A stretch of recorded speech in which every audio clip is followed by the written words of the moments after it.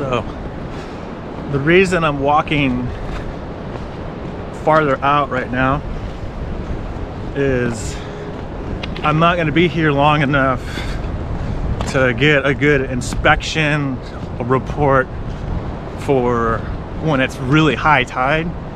And I'm kind of curious because I'm looking at the waves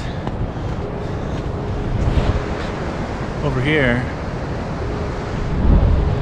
and that's the outside. I'm looking at those waves and they look clearer than the water that's coming into the bay. That's very interesting. I mean, they're literally, when the waves are standing up, it looks blue. And it's definitely your typical Humboldt Bay murky, milky color in the bay right now. But that ocean water has a better blue color to it. So I'm actually gonna walk out to where there's water on both sides of the jetty, and I'm gonna look on both sides of the jetty and see what it's like. Oh, this is a good, let's check this out. You see that swell? It's not as calm as it is in other places. If you look along, see all of that, the bubbles and the ripples coming up out of the rocks. So I'm at 58 right now. 58 is very shallow, just not deep. The reason is because we're getting close to where there's water on both sides, and a lot of sand moves through the jetty rocks. And right around here, 58, 59, 60 is shallow. And that's one of the things that makes it difficult to dive or fish in this number 60 area of the jetty, is because it is so shallow that any swell is going to affect how turbulent it is. And if there's going to be a spot on the jetty that's rough, it's going to be here. And if you go in farther, or even sometimes out farther where it's deeper, it will be calmer and clear. Whereas here, quite often, because there's a big shallow piece, 58, 59, 60, you're gonna get a lot of sediment, actual sand and sediment lifted and turned up from the bottom, or pushing through from the ocean. So, but there's a lot of big lings that get shot right around number 60. I think the reason is because there's a lot of vegetation. There's more vegetation kind of in the middle of the jetty than there is at any other point. And I think the lings hide in the vegetation because they're ambush predators. And I also think because the fishermen get tangled up in the seaweed so much that very few people that are casting and retrieving lures can effectively fish the middle of the jetty because of all the obstructions of the seaweed. Which, if people aren't fishing in it as much, the fish get bigger and you get bigger fish. So the middle of the jetty might be a good spot to find lings. But the secret is just don't cast. You gotta just jig it up and down if you're an angler. So now I'm at the spot where there's water on both sides, about 64. Oh, look at this deep hole.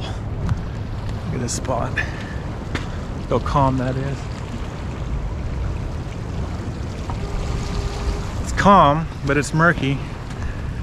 And the gentleman I just talked to, he just mentioned that it was actually quite turbulent when he got here not too long ago.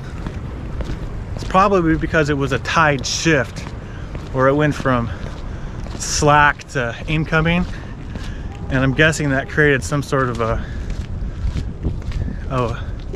rough wavy session, and because the top of the jetty is wet and has water on it, so it looks like it was kind of splashy here earlier in the day.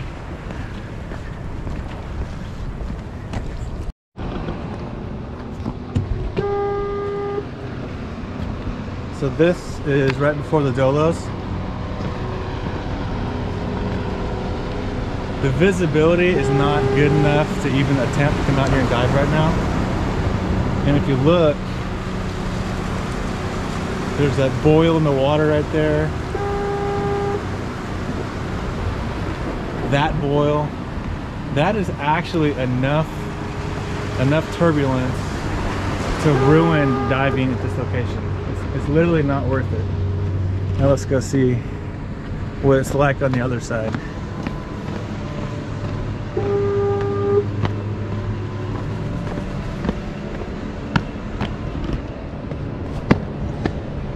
Check this out. So it's very shallow on the outside of the jetty, but it is obviously clear on the outside right now. It is noticeably clear over here. It's clear enough that it wouldn't hurt my feelings to dive the outside because it's so clear. That's amazing. I wonder. Oh, there's my buddy. He knows the spots.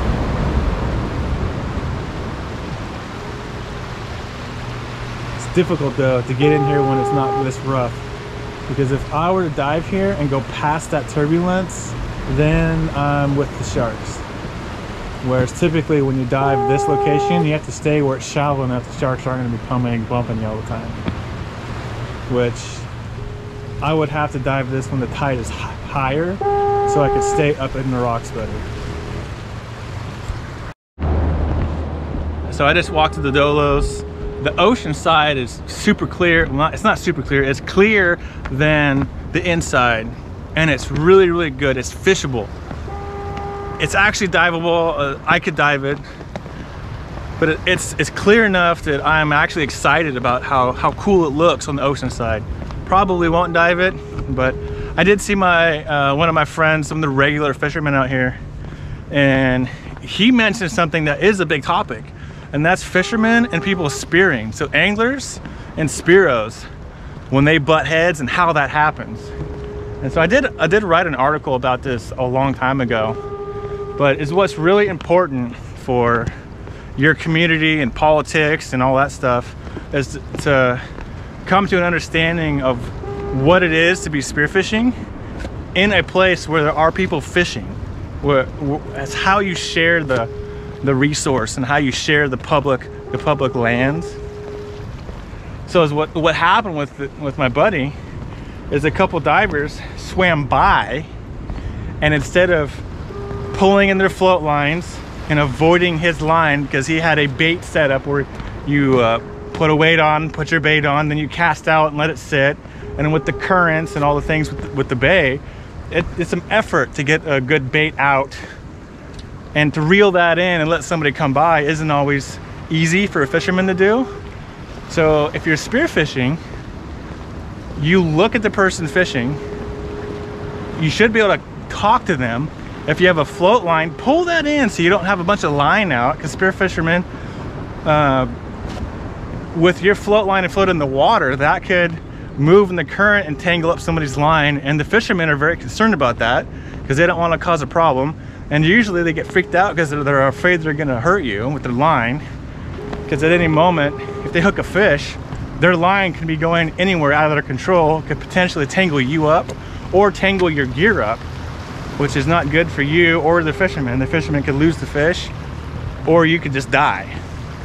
So is what happened to my buddy, which I see out here fishing all the time, is some Spearos came by, and instead of communicating with him, they just dove with the current, and they didn't pay him any respect.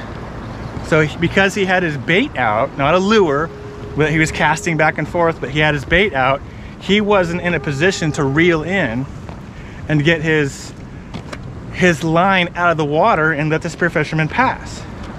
And to make matters worse, the spear fisherman didn't offer to pass.